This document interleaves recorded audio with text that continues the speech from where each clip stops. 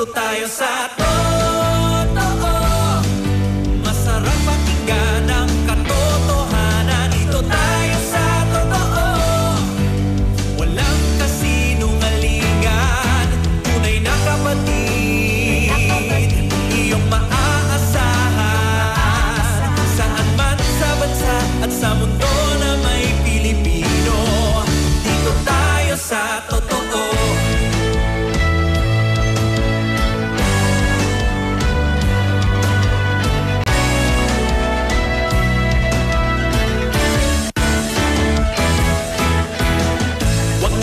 Makinig sa maling balita.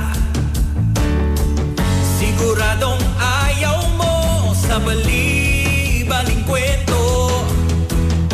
Pagod ka na ba sa kakahanap ng kasagutan? Paulit-ulit na lang ang iyong naririnig. Huwag ka na mag-alala, nandito na ang kami iyong kasama. Dito tayo sa